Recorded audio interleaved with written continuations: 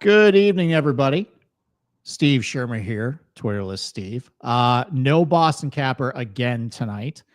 He apparently has more important things to do, like his job, instead of chopping it up with me and rolling his eyes that I bet Sam Burns or Patrick Cantley or some other loser on the odds board this week. But joining me is ISN extraordinaire, the Swiss Army knife, as he just called himself, Josh Siegel. Thank you for joining me. How you doing tonight? I'm doing great. These weeks are a lot of fun just because we haven't seen the Case Valley since 2021. And I feel like there's been some changes since Sunday, since you did your course preview on Sunday, which I have some questions about. But yeah, I'm doing great and happy to dive in at BMW. Yeah, it was nice going. Well, it wasn't really nice going back to that 2021 leaderboard. Yeah. Revisit. Did you have Bryson that week? Did you have to suffer pain with everybody else, or were you saved from that heartbreak? I really wasn't into golf betting. Good for you. In 2021, like I got into this whole game that like strokes gain data and all that stuff like during COVID. Mhm. But I was like still in college. And stuff. So I feel like I got really into it in 2022 and stuff, but I do remember that playoff. So I didn't have Bryson, but I feel like I was definitely rooting for him to win. So I guess I was on Bryson, but not financially on Bryson. Yeah. I think that was a huge community bet because Bryson was completely mispriced at the beginning of the week at 35-1. We all saw the golf course and said, yeah, this is just driver heavy. It's been pretty good on some Fazio courses. Let's all bet him. And freaking Patrick Cantley coming right out. I think I actually said that week too. I think I had a cold take as well. I didn't like Cantley that week, and he just shoved it right back in his face. And that is probably where the trauma of me always wanting to bet Patrick Cantley started, because I've just been chasing it ever since then after he screwed me. But before we get to the BMW, though, I do want to ask you a question. Are you terrified about Abdul Carter just breaking Jalen Hurts into 15 million pieces this year? It's funny because I did write on my sheet of questions to ask you, and I wrote on Twitter. Hopefully we can sneak in some football talk, but I guess we're doing it now. I'm not terrified for the next couple of years because we have two of the best, left tackle, right tackle, Jordan Mailata, like Lane Johnson. Mm-hmm. So, but I've been seeing that he's been playing defensive tackle too. I think on maybe obvious third and like long. Maybe in like the preseason, I saw some clip. I think I sent it to you and Kyle. So not terrified. But I think for next 10 to 15 years, I am. But I think at that point he might be a Philadelphia Eagle. So, but get that cheap shot there. Hey, listen, you just obviously we gave you Saquon Barkley.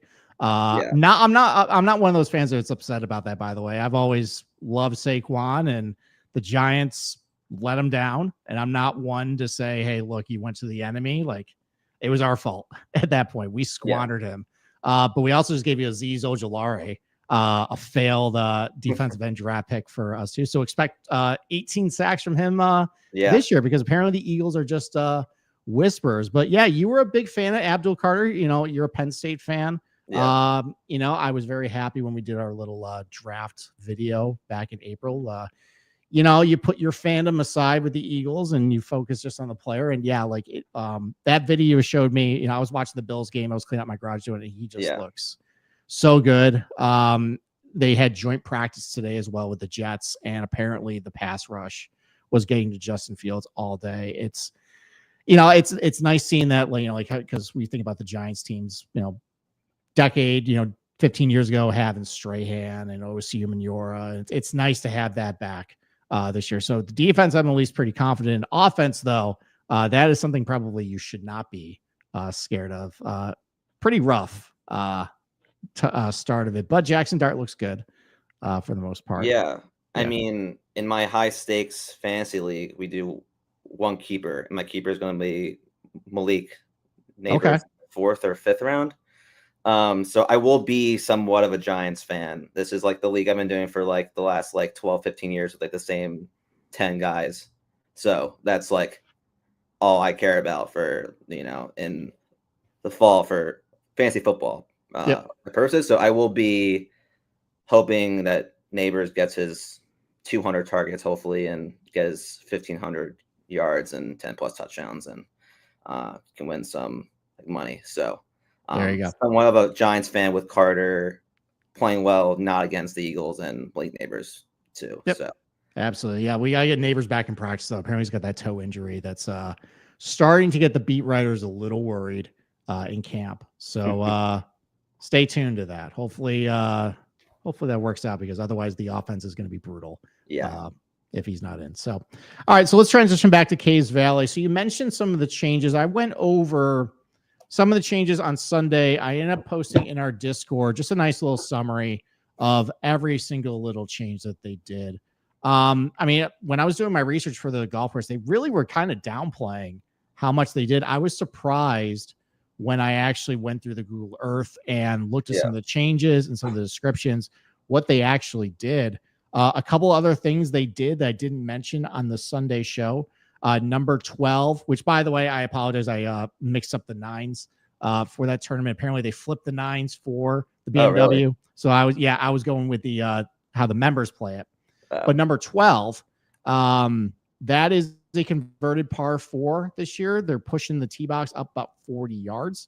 Nothing really changed with the hole. The fairway bunkers are still in the same place. They reshaped them a little bit, but they're just using a forward tee box for that one. They also put a new back tee on number 13. So now it's another 240-yard par 3 over the water. So that's going to be pretty tough there as well. And then on 18, they actually did something with the bunkers where they shifted. There's 2 bunkers over on the left. So they're about like 300 yards out. The farthest second one, they shifted that in. So it pinches more into the fairway, and you got the creek over to the right. So that's now a really tight driving hole. So that'll be interesting to see how like 18 plays out. But, so what were some of your reactions to some of the changes? I know that, when we first started the week, we're looking for driver putter, not a big missed fairway penalty, blasted everywhere. And we've definitely had some discussions in the Discord about how some of these changes might impact it. Has that changed at all kind of what you're looking for this week as far as a player profile, or are you still kind of sticking to what we kind of originally had planned this week? I mean, I'm sticking with just the driver, I guess, driving distance. I think if the rough is going to be as thick as 4 inches, but I also saw 3 inches too, which, I guess I'll bring my tape measure on Friday, which that's your coined tournament or a Discord. Whenever I'm at a tournament, Steve wants me to bring out a tape measure. Yep. But I won't be there for a practice round. I'll be there on Friday. But I just think that if the rough is thicker, I'm looking at maybe emphasize like even more of like a driver test. I mean, I think if the rough is cut down like we saw in 2021, you just can bomb it like everywhere. So maybe just favor not more driving, but just a total elite driver than just pure like distance. And I still think like I'm looking at like bent grass, like putting. That was something that I'm going to write about in the newsletter, kind of as like a spotlight, which is a very kind of like a wonky stat because like as we know, it's hard to predict if you can spike with your like, putter. But I'm sticking with the driver putter narrative, but maybe looking at more total driving than just pure driving distance. Yeah. Yeah, I think I kind of agree with that. I still think, I mean, especially with how many long approach shots there are at this golf course, especially when we're going to turn number 1, which was basically a flip wedge into the green. Now that's going to be about like 170 yards or so. So we're going to add another like mid to long iron there. Anytime you start growing out the rough and you have a golf course with a lot of long approach shots, it just puts a lot of these shorter guys just at a bigger disadvantage to the bombers. So even growing out the rough, that's not really going to dissuade me from like, oh, now I want to go like more accurate, heavy or something like that. I still want length at this point. I say obviously if it is, I mean, as you referenced, there is confusion about if the rough is 3 inches or 4 inches. Even the GCSAA report just punted on that entire issue this week. I posted a little bit about that in Discord. But even so, let's say it is 4 inches. Let's say they grow out the rough, which I wouldn't be surprised they did. They're trying to actually beef it up and make it a little tougher. The missed fairway penalty was so low in 2021, and without like, and it's not like with some of the changes where they pushed trouble areas was mostly the greens closer to hazards, not necessarily where you're driving it. And there's not really a whole lot of out of bounds or water in play off the tee. So there's automatically a cap on how much missed fairway penalty you're going to get. So like, this isn't going to get to be like, don't go overboard with it. It's not going to all of a sudden go from like bottom rung missed fairway to all of a sudden like Murfield Village, Oakmont, whatever. Like, I would be surprised if it probably creeps up like past 0.4, which is only like a 0.1 stroke difference, which, you know, that's about half a stroke per round overall. If guys are hitting the fairways about 65%. So I'm not going too crazy with that. What I did value a little more this week was because some of the greens, it seems like they redid the greens to make it a little more contoured and a little more challenging, maybe some different pin positions. Also, by putting some of the greens a little closer to hazards, that invites a little more room or a little less room for error for a bad ball striker. So I did value iron play, I think, a little more. Like that basically didn't matter at all back in 2021. I think it's going to matter a little more this week. But I mean, for my outright bets, like it's pretty elite drivers, guys with some pop. I also looked at a lot of guys just good at Tom Fazio golf courses. You know, we have 7 to choose from. There's been a lot of history with that. And a lot of these Fazio golf courses really just kind of values the same skill sets over and over. So anytime I see a guy just have really good history of Fazio courses, I know it's pretty repeatable. So that was a big check mark for me this week. Yeah, I don't think it's a situation where you just kind of shred your course notes and restart. Like I didn't feel that way when Andy and RB talked about it on Monday. Not something when we were going back and forth in the Discord that it was something that was like a fire drill type of thing from Sunday. But yeah, I did read that with the greens in someone's newsletter that like they did shift them closer to like some like hazards. But I still think it's, as we kind of highlighted, like I still think it's going to play pretty easy, even though, you know, they did switch it from a par 72 to a par 70. So like, I guess like the scoring, it'll play harder. Right. Yeah. Like with the scoring, it will be harder, but not really. Do you know what the scoring prop is? Do you have that? It's minus 17.5, which actually I think is a pretty good score. So like if that was like par 72, it'd be like 25. I can see the potential because it hasn't rained in a couple weeks there. And it looked like at the beginning of the week, they were in some thunderstorms and that didn't happen. So it might be playing a little more on the firm side, which would help the difficulty there. But at the end of the day, though, like these guys are still really good. You know, I'm not really totally inclined to bet that number because it just only takes one guy to do it. But I was hoping like maybe they would fall asleep at the wheel and like set it ridiculously low, not account for the par score, but it doesn't seem like they did that. So we'll see with that. So all right. So do you have the tip chart handy? Was there a tip chart this week? Yes. Okay. All right. So I am terrible. I'm terrible at this game. But I know. I am weekly. I know. Yes. Anyone who watches this knows I am awful at this game. But for anybody who's just kind of tuning in for the first time or hasn't seen it, there's the tip chart from Golf Tip Checker. Basically, they compile all of the picks on Twitter. They're put out and put out a nice little pie chart. Obviously, I'm not on Twitter. I also try and avoid the Discord because he posts it in our Discord around like mid-afternoon. So I kind of avoid all that.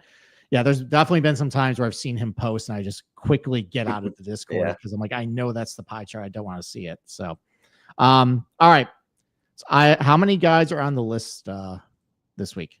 There's 6. 6. That makes sense. It's top 50. There's only 50 guys. So, All right. I'm going to guess because I've seen his ownership be pretty high. I've seen his numbers steam down. I'm going to guess Ludwig is on the list. Yes, he is number 2. Okay. All right. The number 2 to give tip golfer. You're on the board. All right. 1 for 1. How about another guy drawing some pretty high ownership? I've seen his number come down too. How about Cam Young? Yeah, he's number 1. Most tip golfer. Yeah, 22 to 1. Ryan Baroff. Just converting people. I mean, is he not the hottest outright golf bettor and on the planet? So yeah, I mean, he's shout out RB. But yeah, Cam Young. I'm not on Cam Young this week. I'm not doing it. Giving you a little bit of my preview of who I have bet so far. But yeah. Well, other than 1 week, I am horrible at one and done this year. And Cam Young is going to be my one and done pick this week. So I'm sorry to most tipped Cam Young. I'm sorry to Ryan Baroff, but I am going to be killing Cam Young this week properly. So, all right. So I got 1 and 2. Pretty easy. How about another driver putter guy? Because it seems like I'm following a little bit of a lead here. How about Chris Gotterup? No. Wow. Interesting. Not in the top 6. Not even in the top 6. Okay. All right. Strike 1 for me. All right. How about... I mean, this is why I'm terrible at this game, because I get too hipster with this stuff. He's uber popular. I've seen his number come down. How about Kurt Kitayama? He's 3. 3. Okay. Yeah. That makes sense. Andy Lack effect right there. You know, 15 times the charm. There you go. But yeah, that was actually the one and done pick that actually worked out for me. And of course, my horrible. Wait, was that the week that you had Thor who finished? No, I'd say Sam Stevens. Oh, okay. Yeah. Okay. No, I've had a lot of second place finishes. I've had a lot of close calls this summer. So it's I'm due for an outright, but I've been saying that for the last couple of weeks. All right, so I have 1, 2, and 3. So I got 3 more. Is Xander on the list? No. Okay. Good, actually. Yeah. Good thing. Okay. So he's on the list. How about, let's go maybe a little, well, maybe let's not go deeper. How about another driver putter guy? How about Sam Burns? Okay. No. I think that's strike 3 for me. So I'm out. So, all right. So who'd I miss? So number 4 is Hideki. Really? Yeah. Is it just because his number is so low? Yeah, I mean, he's 35, I guess, is the number. I don't get it. I would have thought Burns would be on there. Just because I feel like Sunday and Monday, just scrolling through Twitter, pretty popular name. Yeah. And I guess the Ryder Cup captain kind of narrative, maybe you want, to try to create some sort of narrative. But number 5 is Ryan Fox. Okay. He's playing terrible lately, but I get it. I totally understand why Ryan. I mean, appealing number. He's won a couple times. Good because of some of the comp courses. He's been playing complete ass though lately. But I get it. I understand. Yeah. And then 6 is Ben Griffin. Interesting. Wow. I kind of like Ben Griffin this week. Not for an outright, but that might be kind of sneaky. He's been pretty good at some of the Fazio courses, actually. I was looking at that. Yeah, he's on my short list that I haven't decided yet, but we'll obviously talk through it as time goes on. But yeah, those are the 6. So Cam Young, Obear, Kitayama, Hideki, Fox, and Griffin. Round out the 6. All right. So I only bet one guy on the outright card this week on the tip chart. So all right. So you said you haven't made any bets this week, right? Yeah, I haven't officially. I mean, I kind of know who I am going to bet, but I have a short list that I need to cut down. So I haven't officially made a bet, but I have some leans, obviously. Okay. All right. I bet one more guy than I probably should have with my card. So unit police, ROI police. I apologize, but next week the odds board is going to suck with the Tour Championship. 30 guys. It's gonna be terrible odds. This is basically, until we get to the fall swing, this is the last like meaningful gambling golf weekend. Next week doesn't really matter. I know they reset the standings now and they play from scratch, but the odds are gonna be complete junk next week. So I have put in one more guy in my outright card. Shoot me. I just didn't want to leave him off. So it's been a rough summer. Why don't we try to get one outright and end the drought a little bit. So, all right, let's go right at the top here. Scotty Scheffler, Rory McIlroy. I kind of talked about this a little bit on Sunday, where I think we kind of get this perception of when, we get to a golf course, it might be perceived as boring or not interesting and maybe a little more dumbed down. Like that's not really a Scotty course. We think of it more as like a missed fairway guy or, ball striking test. But he's also won Quail Hollow this year, which Fazio course, kind of driver putter, like similar vein, and Craig Ranch as well. How scared are you of Scotty this week? Did you go are you thinking without Scotty markets at all, or are you just going to risk it and hope that maybe it's just like another top five without Ted Scott in the bag? Yeah, I honestly haven't really played the without Scotty market this year. I don't know if that's like a hot take or not. I mean, I just don't. It's not I don't believe in that. It's just so hard to win. Obviously, he's so good. So I'm not personally scared of Scotty at this golf course. Tess Scott not on the bag doesn't really change much. I still think he's the best caddy, but I think just Scotty is just that good. And if you want to dig deep into their relationship, I know that Scotty doesn't use Ted to read his putts anymore. So if that is your one case that Scotty can't read putts, which was a narrative back in 2022, 2023.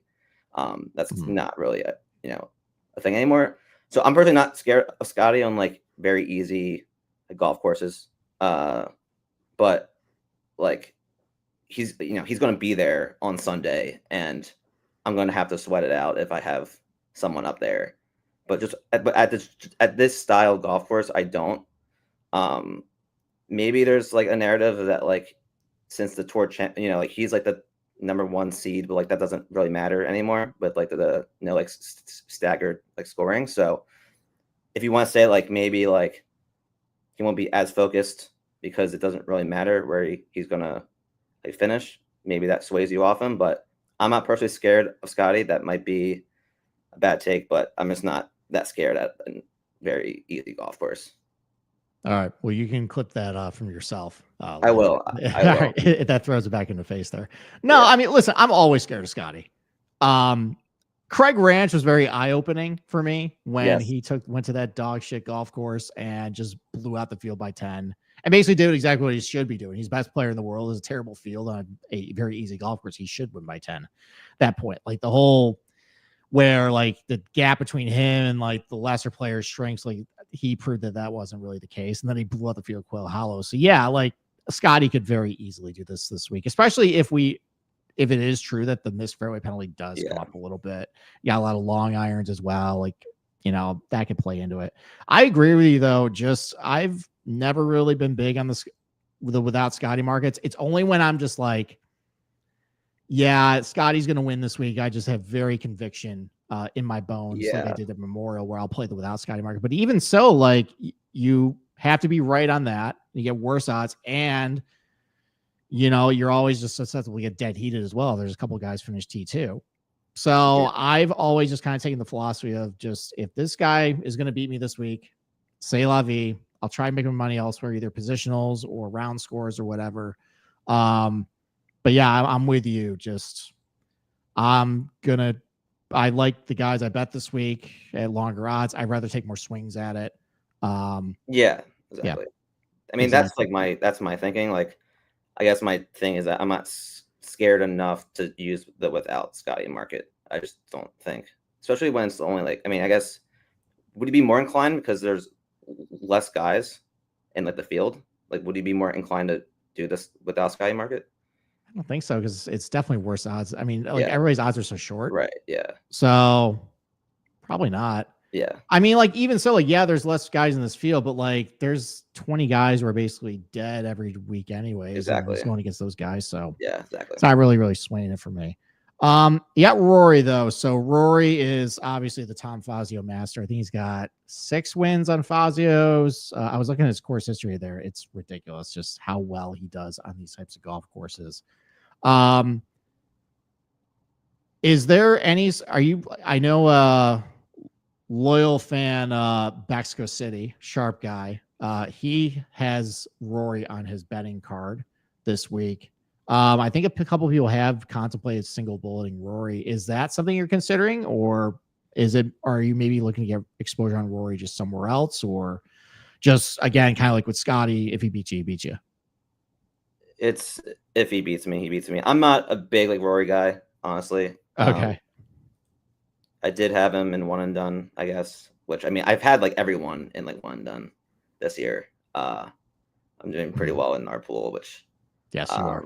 Yeah. So like, I'm not the biggest Rory guy, I guess. Like, if you want to, he didn't play like last week, so that might help a week of like rest, not in the blistering heat in like Memphis in like August, which I can do a whole podcast why that's the dumbest thing ever, but we won't get into that conversation, which we had that all like last week. Not coming up to our states in like PA, New York, Boston enough. But yeah, I'm just kind of, if he beats me, he beats me. That's kind of like my somewhat case with like Rory. Okay. Yeah, it really is dumb how the BMW, the PGA just abandoned all the metropolitan cities like Boston, New York, Chicago.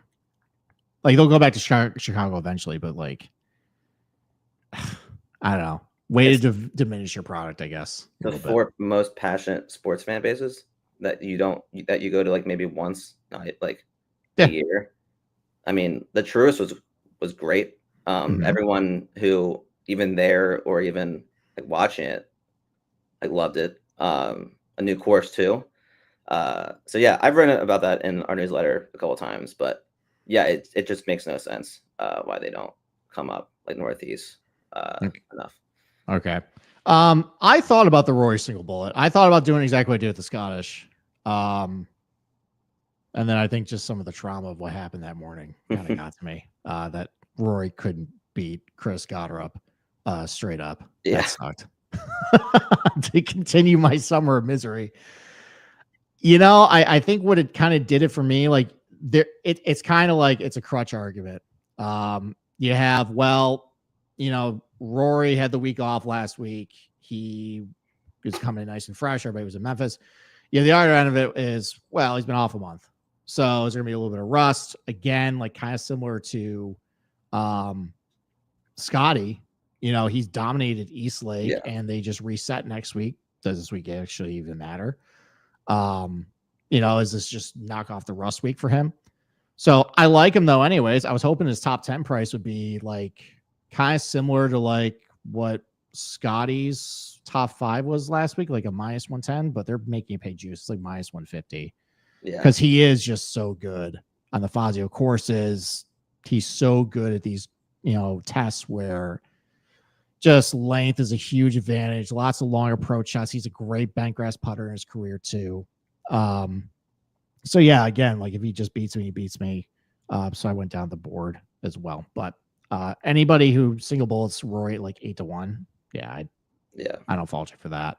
And I'll have major FOMO if that comes through. All right, so then we'll go to like the next part of the odds board here. Like a lot of elite players, obviously. I'll just rip through the list here. You got Xander, you got Tommy Fleetwood, you got Ludwig, you got Justin Thomas, Patrick Cantlay, Russell Henley at 30-1, JJ Spawn coming off a good finish 30-1, Cam Young, Colin Morikawa. We'll stop there. Maybe we'll frame this a different way because you do head-to-heads. Who's somebody in that list there that you're looking maybe to fade this week? To fade, probably JT. Okay. All right. Expand on that. Why do you want to fade JT? A lot of people have been talking about like JT, so maybe that's not a little bit to fade like the public, but I just don't. I think like a lot of people have been betting him to win. I just don't think he's right or in like the right form to win. I think if you like JT, I like it better as like a top 10 bet. But I think if the rough is thicker, and this is a long iron test, he's a top 5 like wedge player. There's less like wedge shots. So I think if the rough is thicker, more total driving, I think that is a disadvantage to JT if the rough is thick, and more long irons. I mean, he's a great overall approach player.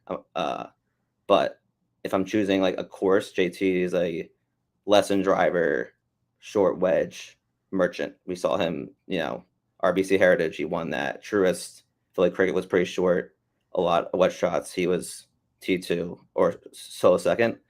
So I think I saw a lot of people like love JT this week, which I was a little bit confused about. But JT is probably that one name that I've been continuing to kind of fade him the last month, which has been paying off pretty well. Mm-hmm. Yeah, it seems like where we've wanted to take JT, at least for me personally, was when you start putting the driver away, then like exactly that's gonna work for him because he's been pretty bad with that club in his hand. I'm even looking at some of the driving numbers. Like, I don't, for whatever reason, ever since the US Open, his driving distance numbers have kind of plummeted off the map. Now, I don't know if that's just small sample size, but like that's not great. Obviously, missing tons of fairways to boot. And you're kind of right too. Like we're targeting mostly JT like Travelers or Harbor Town or Valspar. Like those have been kind of his best finishes over the last couple of years. And it hasn't really been some of these longer courses. So let me throw out some maybe head-to-heads that you might consider here. You can get Patrick Cantlay minus 115 against Justin Thomas. Does that interest you this week? That's like the Boston Capper, like head-to-head. He hates JT, hates Cantlay. Yeah, I'd probably take Cantlay over JT for sure. Okay. All right. Would you pay a lot of juice for Xander at minus 150 over JT? So Xander is the guy. I guess we can maybe start there. We can try. Xander's going to be my. Well, I think it's 18-1. I think I'm going to go with Xander this week. I bet him last week too, which I think if you bet Xander last week, like I feel obligated to bet him again, like this week.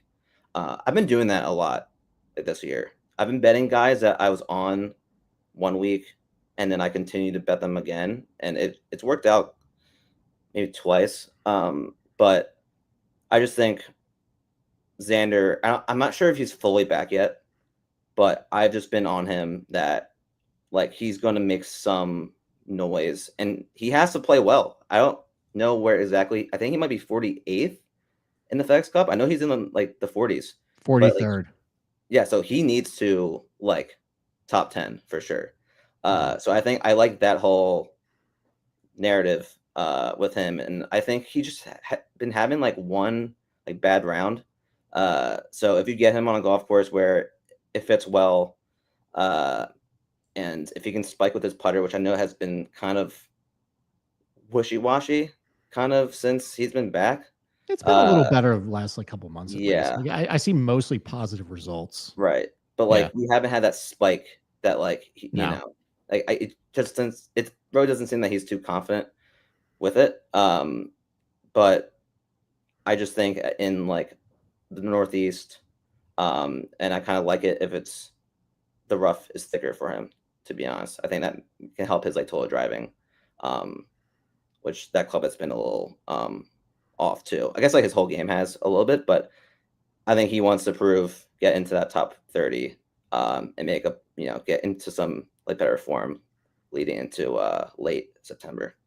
Okay. Yeah, and he's so good at the Fazio courses too. Obviously, he won the Olympics at Kasuma Gaseki. Fazio redid that golf course before that event. Second at Shadow Creek back in 2021. That's a Fazio as well. You got the dual run-up finishes where he probably should have won both at Quail Hollow going back 2023, 2024. I think I was on Xander on both tournaments, and that wasn't great for that when he blew those tournaments. But, when you get him on these driver-heavy golf courses, historically, he's been really good. Yeah. The iron play has been pretty solid going back all the way really to like that. I mean, honestly, mostly all year has been pretty good. Hits it a long ways. He's had a little better control with the driver over the last couple tournaments as well. Yeah. So that's favorable. I like your strategy of going back to a guy. That's something I always contemplate every single week of just like, okay, these are the guys I bet last week. What happened? Reevaluate, just don't overreact, because there's a reason why you get on guys originally. Like, they're close. Like, usually your target guys are playing pretty well. Right.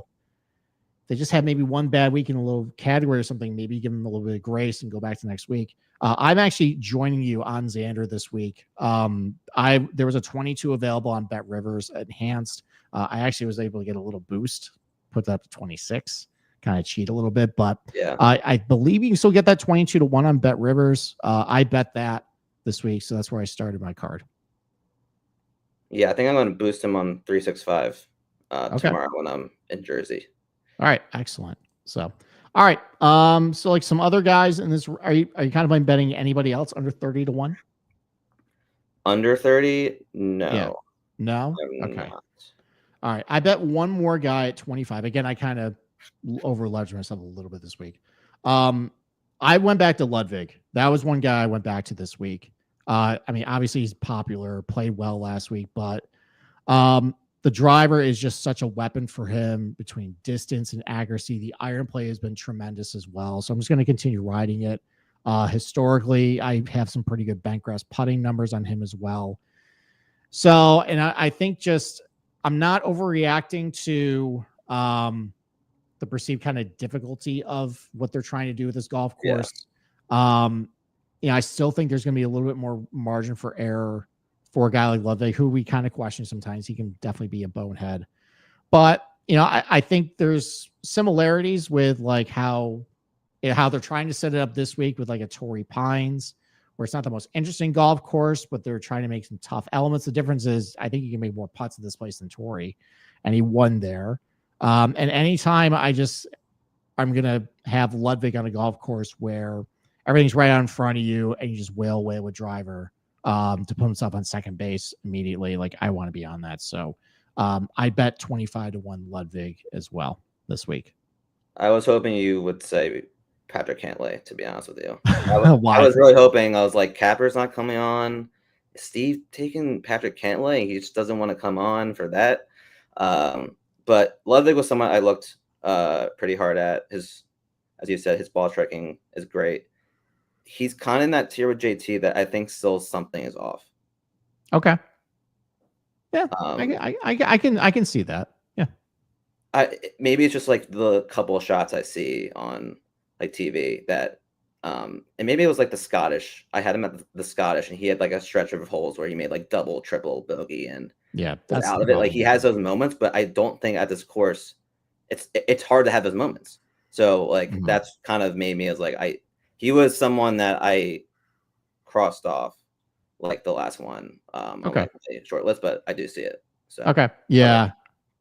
With Cantlay, I can't. I've done it so many times. It was a good bit for a while. Like, even when I didn't want to bet Cantlay, just kind of like, all right, it's a bit. All right, let's get everybody, right. Let's get Capper all hot and bothered. Let's get the Discord all busting it off. Here's Steve back on Cantlay, the abused spouse again. No, I know his numbers just look good overall. Like, the iron numbers look really good, and driving it okay. Something's off with him, and I know we've kind of speculated just ever since he's been on the board of the PGA Tour, like maybe he's a little distracted with all that stuff. I don't know. Like, apparently he's also been assured that he's going to be on the Ryder Cup team, so I don't know how much pressure he's feeling at this point. So I'm off at this point. Like, I think actually on Bet Rivers, Cantlay was 16 and like Xander's 20, and I just think that's ridiculous based on I don't know who's making those numbers up. No, I think it's ridiculous. Yeah. So most tipped Cam Young this week. But you said you weren't going to bet him. So I guess, what do you think? Like, do you think he's going to win for the second time in 3 starts this week? No. I mean, you're picking him in one done, so he's dead already. There you go. But I don't know. I mean, it seems just too good to be true. It's kind of like driver, putter. He's putting the lights out, which I think has to come down at at some point. Does the Ryder Cup narrative get in his head? Like, like I'm a huge Ryder Cup guy. I'm wearing a hat, so like that's been all I've been like thinking about. But it just seems too obvious. And whenever it's like I think Capper is a big if he's like too obvious, like I don't take him. So maybe I'm talking like Boston Capper in his honor, but no, I'm just not a Cam Young guy. If he wins, he wins. Congrats to like RB and like PJ. But I'm just not on Cam Young. Yeah, Capper's very good at sniffing out the dead fish, basically. Like something smells funny. And it's so him too. Yeah, it might be Cam Young this week. So yeah. All right, let's move down a little bit in the odds. Let's go to like 35 to 51. You got like guys like Fitzpatrick and Griffin. Hovland kind of drifted a little bit. You can get him at 41 some books. Sam Burns, Hideki's on the tip chart. Keegan Bradley, will he be on the Ryder Cup team? Will he not be on the Ryder Cup team? Kirk Kitayama's got a lot of steam. McNeely, like there's a whole bunch of guys like under 60 to 1 that are intriguing names, like playing well. You got a couple guys who have a lot of good length. You have a couple guys in here that also have some pretty good Fazio history. Who are some guys that maybe are piquing your interest in this range this week that you might consider betting outright? So I think I'm going to bet Ben Griffin. Okay. All right. Talk about that. What do you like about Ben Griffin this week other than the Aviators? He's finished inside the top 15 in 8 of his last 10 starts. And it's his data golf profile or, whatever site you use. It's all green. And he's added driving distance, plays well at easy golf courses, great putter. So I just think his form is not perfect, but he's just trending well. And I just think the way that he's playing at 35 to 1 in a limited field, easy scoring conditions, I just think it's a good bet with the guys in this range. So Ben Griffin's my guy in the mid 35 to 1, 41 range. Okay. Also some decent Fazio history I see here. Obviously he's got the T8 at the 2025 PGA Quill Hollow, T14 at Corrales as well. So, I mean, I know it's a dog shit field, but hey, it's a Tom Fazio. It's a long golf course, rewards a lot of the same stuff. So you got that to hang your hat on. The iron play has been very solid and consistent going all the way back to May. You're right. He has added a little bit of distance. I think I just have a hang up against, maybe I'm part of the boys club and I just see a Ben Griffin. I'm like, you have not earned your stripes yet. But I get it considering what he's been doing well lately. If this really is going to be like driver putter at this tournament, yeah, I think Ben Griffin could do that.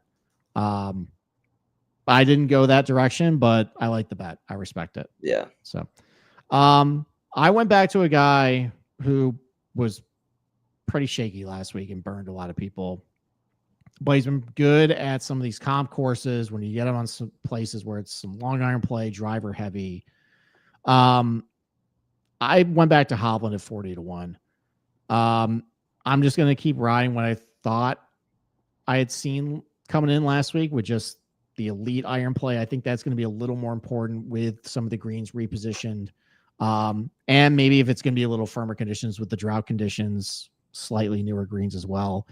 Good bentgrass putter plus distance. He's had a little bit more control with the driver a little bit lately as well. So I like that if that's going to matter a little more this week. So I went back to him at 40 to 1. And this is where I kind of over leveraged myself a little bit. And this is actually the safe zone of not having Capper here to just roll his eyes and go on some sort of tirade that would offend everybody living in the Bible Belt. I bet Sam Burns at 40 to 1. Again, we're going to have shit odds next week. It's not dinging my ROI all that much. Now, I like both guys. I didn't want to be caught in a situation where I would pick the wrong one. What if this, kind of like with Ben Griffin, what if this is just driver putter again and all these changes that they made just doesn't really do anything? Well, that would really just fit a lot of what you saw back in 2021 at Cays Valley. I mean, he finished top 8 or top 10 at that tournament. Just doing a lot of things, hitting it far, making a lot of putts, Doesn't have to be the best iron player on the week. Maybe that doesn't matter as much with some of the changes. So I like that. And he's actually been really, really good on a lot of these Fazio courses. I'll pull up the results here. So top 20 at the PGA this year at Quail Hollow, top 20 last year at Quail Hollow, T7 at Congaree, T5 at the Summit Club, 8th place at Caves Valley, a 12th at Corrales. So anytime I see like a guy consistently pretty good at one particular architect's golf courses that I kind of feel reward the same stuff over and over, I'm tend to, want to bet that. So I bet Burns this week, probably against my better judgments, but I bet. Yeah. So I'm between Burns and Hovland, which I feel like is a pretty popular that people are either have like Burns or Hovland in the 35 to 40 range of what I've seen just on like Twitter. I know that you're not on Twitter, but so I'm leaning Burns. So like for one and done, like I'm probably gonna play Hovland. I penciled him in. But he's like, again, like Hovland, like something's off too, but like the course fit with Burns too. So I'm like in between. I'm not sure what direction I'm going to go in, but you sold both of them pretty well. So like you kind of made my decision pretty hard.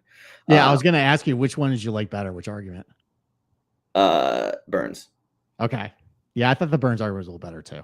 I like him slightly more than Or I'll just take both and just be like slightly overexposed. Like, like who cares? Yeah. Whatever. So, yeah.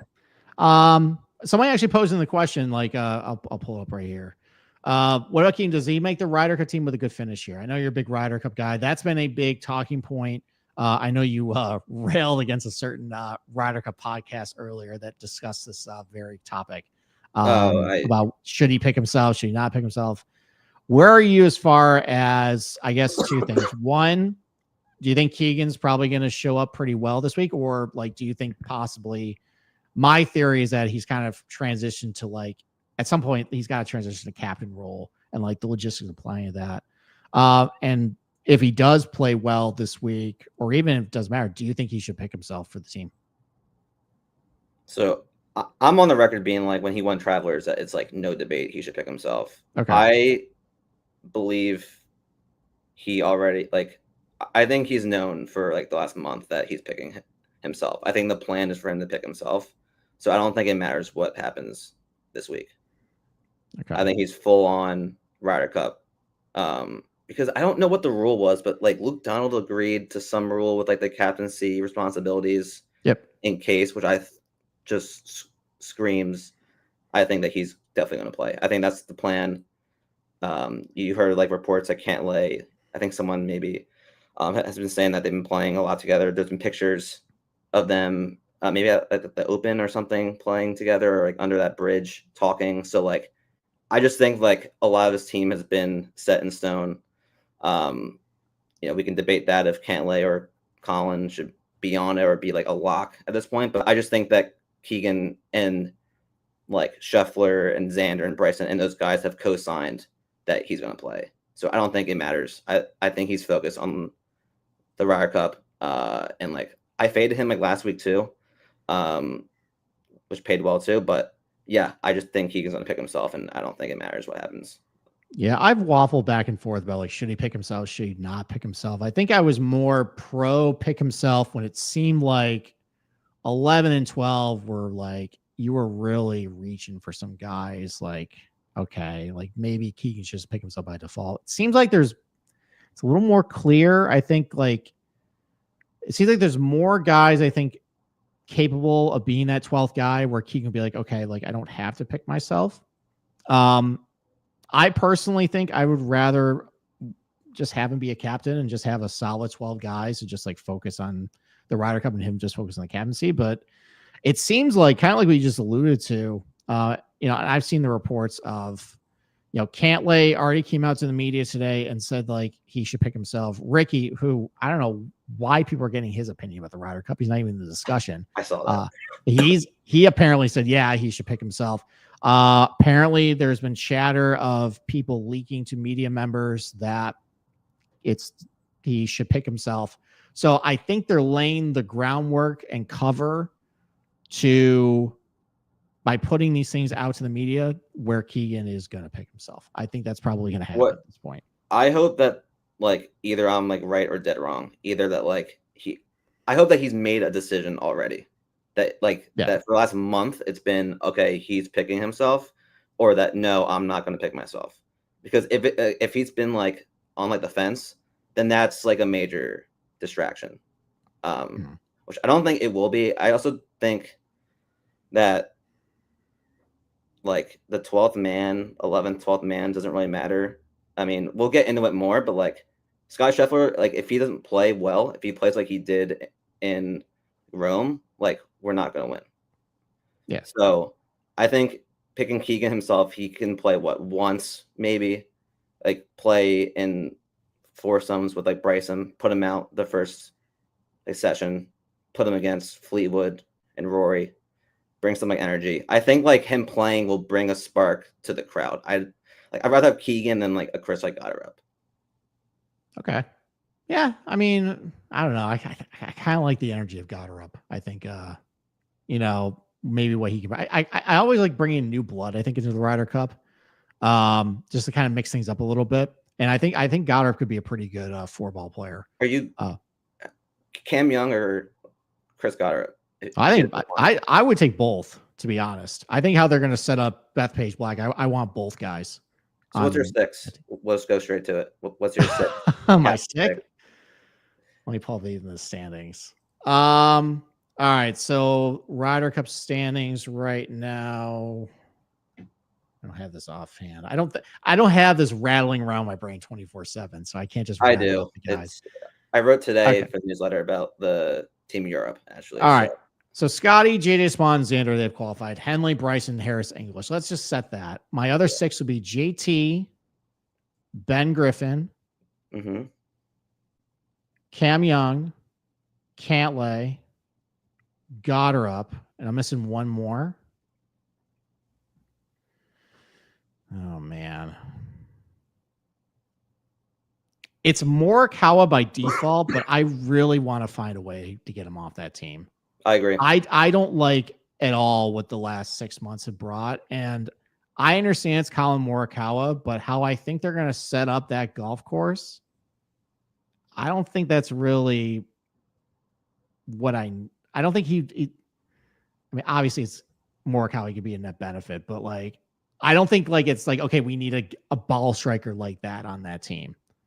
So if somebody else emerges though, that is just showing a little bit of form and maybe just deliver some new blood, I'd rather have that. But I think Morikawa is going to get picked for the team, so it probably is a moot point at this point. But I would love to see somebody else take his spot. I'm not. I feel like I don't know. Maybe just between friends and coworkers and Discord, maybe like I feel like Cantlay gets more of the hate than Colin for like the Ryder Cup. When I think Morikawa, like I think Cantlay has earned his spot just off his resume. Like he was the best player in like Rome. He plays well with Xander. Like yeah. But Morikawa, like not a lead driver, he can't make a putt, like to save his life. Yeah, and his iron play hasn't been as good as what it's been like in the past. Like his last like 16 rounds. I mean, a lot of it was like Scotland, but like, yeah, it's been really up and down ever since Bay Hill. So, dude, Bay Hill feels like a year ago. It does.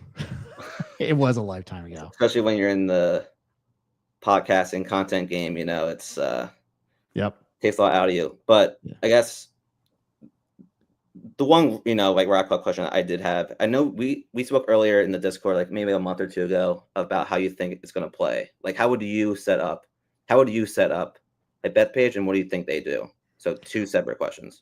Well, I mean, I think that they've kind of tipped their hand a little bit what they've done. I know they've done some bunker work. I'll have to go look at Google Earth to see exactly where the bunkers, but the rough is going to be cut down. It's going to be 2.25 inches. They've expanded the fairway on a couple holes to.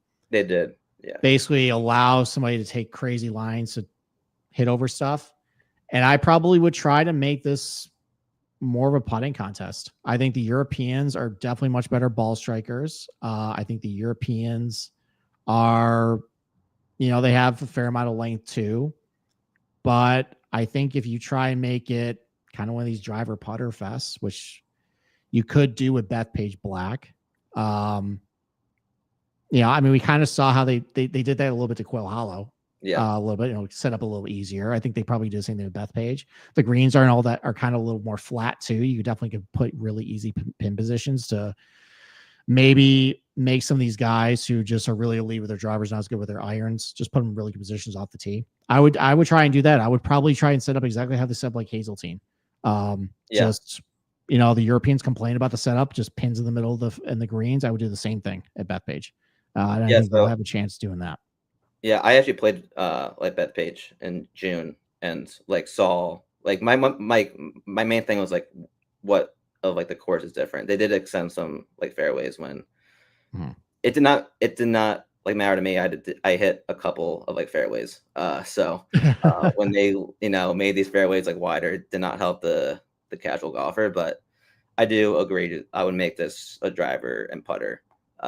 Maybe even like push some of these like tee boxes up, because I was looking at some of the like the approach stats. I know that Bethpage is a very like long course, but we have like the middle to short iron advantage. They're all good like long irons.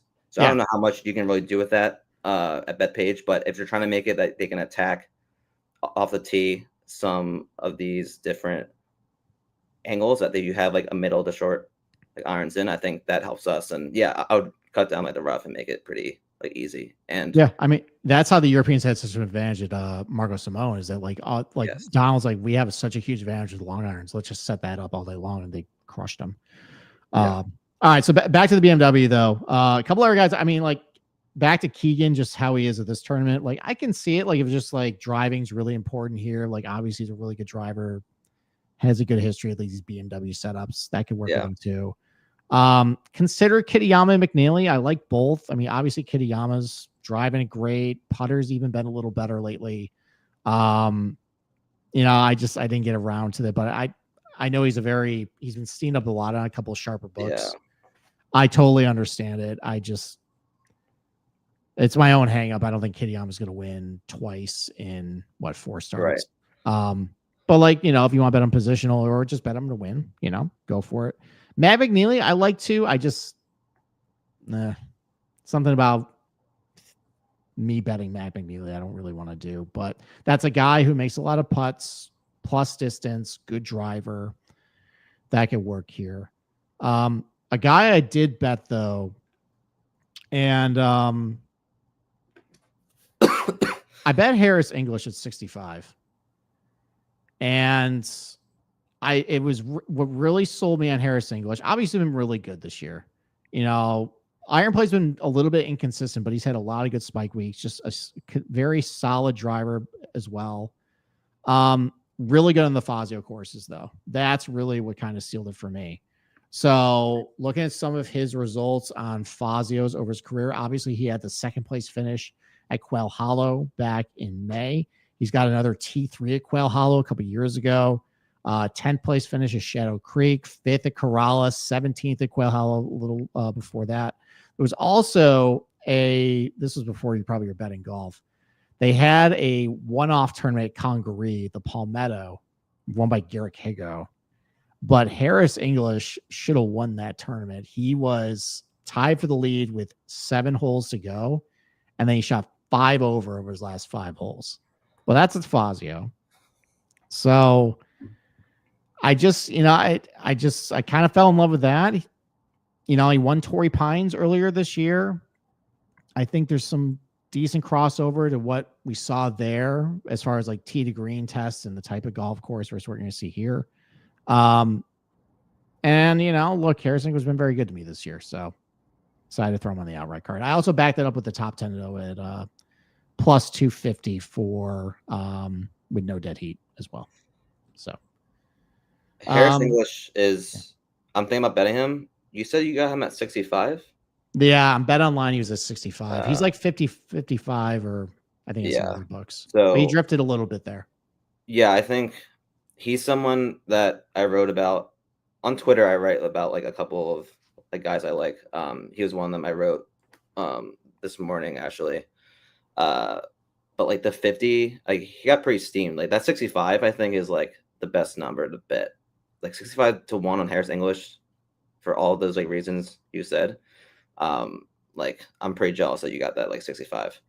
Yeah, it's good. It was a good number. So yeah. What are long shots you may be considering down here? You're gonna go with a Days boy, Harry Hall? No, driver putter, fighting for the Ryder Cup. I mean, his driver's not that great, is it? It's not. It's not. He's good on some of those types of courses, but no, he doesn't drive it very good. So he basically would just have to do basically a Patrick Cantlay, or even it would actually be like a Kevin Ott Summerlin when he gained like 18 strokes putting, did nothing else well for the week. Anybody else down here you're thinking about? Or like honestly, a positional even? Positionals? Yeah. Maybe like a Denny McCarthy. I know he's from the area. Yeah. But like I don't think he's like, I think he said that he hasn't played caves maybe since like 2021, or there's something that he kind of like try to shut down that whole like narrative that like, oh, like I'm from like the area, I played caves, but like I haven't played it recently. So maybe he was trying to say that because of like the course changes. But yeah, he didn't play in 2021. So yeah, I forget like the quote. But I think he's someone that I'd be looking in like the top 10 market for Denny, or I mean, he's always like a first round leader. I don't really dive into the first round leader market.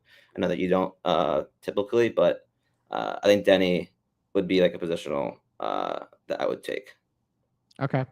I went back to with Sam Stevens for a top 20 plus 175. Yeah, I just think he's a great driver. And he's a good putter as well. So, with only 50 guys, he's got to beat 30 of them. And I think this is a good course fit for him. I like him on golf courses where you just hit driver a lot, put himself in great positions. So plus 175 for him. And I bet Johnny Vegas plus 225 for a top 20. Coming off a good finish at St. Jude. He finished really good at Quail Hollow a couple months ago. That's a Fazio. He's got some other really good Fazio history that maybe I can pull up as well. Give me 1 second here. So he's got actually his Fazio history is really good. So T23 at Corrales last year, T4 Corrales in 2022, T14 at the Summit Club, T2 at Congaree, T8 at Quail a little while ago. So like his last like 10 tournaments, he's got 1, 2, 3, 4, 5, 6, 7 top 20s in that stretch on Fazios. So that's enough for me. Good driver, good Fazio history. I'll take more than 2-1 for a top 20 on him. How did he make the top 50? Because he had a great Sunday at FedEx St. Jude. He finished T14. Oh, right. Yeah, finished T14. He's 49th in the list. He also had, it's mostly because he finished. This is a flaw with how they do the points. So Johnny Vegas had a 4th at Century and a T5 at PGA. And those are his only top 10s this year. He had T13 at Byron Nelson. Did not have another finish better than T36 until last week. Yeah, I think BK tweeted out, like, how did Tom Hoagie make? Like, I haven't heard Tom Hoagie's name since, like, when, like, he beat, like, Spieth or something at Pebble. Not that far back, but, yeah there's just, like, some names I'm looking here at that I'm thinking, like, how did they make it? But, yeah, no, I think I kind of like that bet. Okay. Top what, 10 or 20? You said 20. Yeah, so more than 2-1. It's not bad. Yeah, I'll have my thoughts next week about what I would want with the FedEx Cup playoffs and how I would reconfigure it. There's got to be more stakes, and you got to weed out guys earlier when they just play really poorly at St. Jude. So like just maybe do like a regular season title, and then this is its own thing, and then just make it more cutthroat. With like actually eliminating guys for poor play last week instead of letting them kind of like skate on to like, this week. And like change like the courses. So yeah, I mean, unfortunately, because of how much FedEx it just gives the PGA Tour, it's right. Like leading Southwind. Well, that's why it was Northern Trust is based in our in like the Northeast. Yeah. So like that, I mean, that was a big loss because they used to rotate to TBC Boston, to Liberty National, maybe Bethpage. They played Bethpage one year. Yep.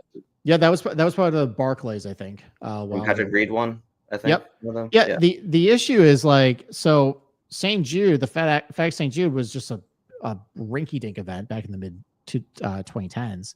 And they're like, okay, we give you so much money. We want to be, in a better position. So then they gave him a WGC. They took away Bridgestone. Yeah. And then COVID killed the WGCs. And they're like, well, we're the FedEx Cup playoffs. Why don't you make us a permanent anchor site? And that's just what they did. So I know I like Southwind, I think, better than most people. I don't think you should go to Memphis at this time of year, but we can kick and scream all we want. It's not going anywhere. Right. I don't mind Southwind because it produces like some drama. And like I know that like TBC River Highlands for travelers like isn't the most architectural masterpiece to to handicap and see on TV, but it's produced some of the best finishes we've had over the last 2-3 years. Even Tom Kim and Scheffler with that whole like protest too that made that interesting too. And then obviously with Fleetwood and Keegan was just perfect, and then Keegan won again too. So like that's also something that I kind of like. There's these courses that for us who were just sickos who like handicap this, that like, oh, like this course isn't great, but if it produces good like finishes, that's good for like television. So right, they haven't found that like balance yet, obviously.